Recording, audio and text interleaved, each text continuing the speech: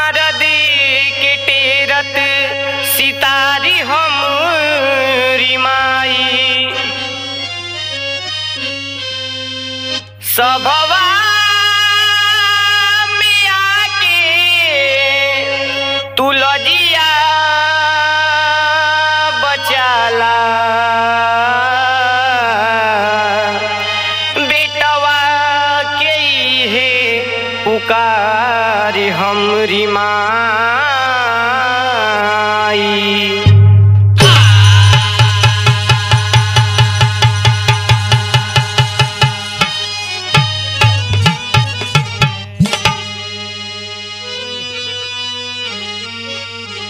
हे मैया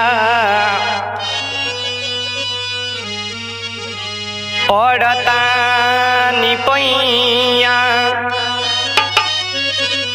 सुना हो देवी मैया जो हते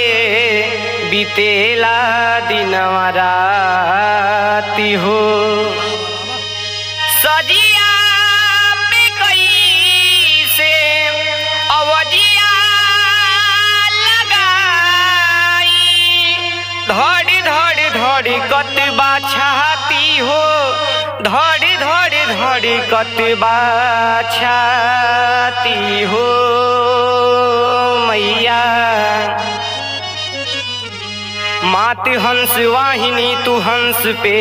उड़ान भर कविता कला की कलपिंगल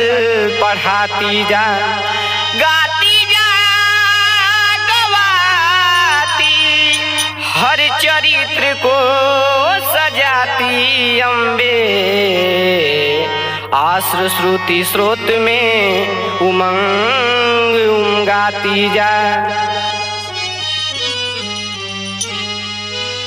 शारदा भवानी राखा सभा बीच पानी हाथ जोड़ी पड़तानी पैया हे मैया दुखिया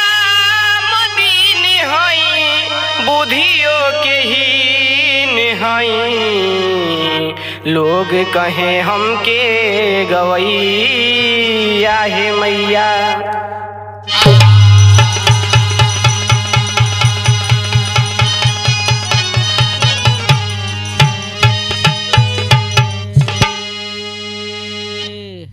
हम आकाश राजभर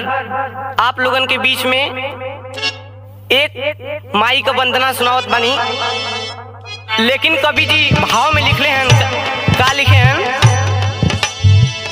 रस ना पे रस माई सरिगम सजा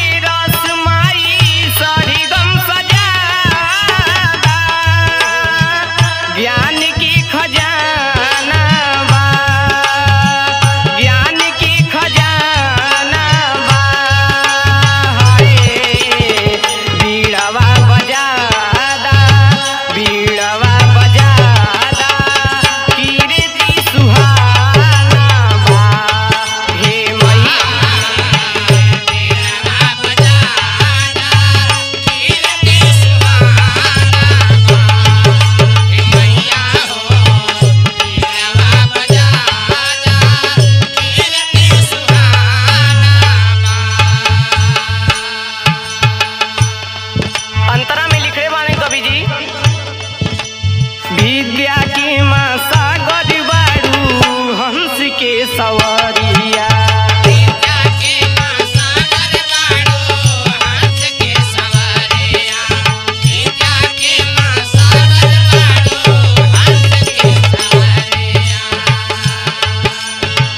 योगी औरी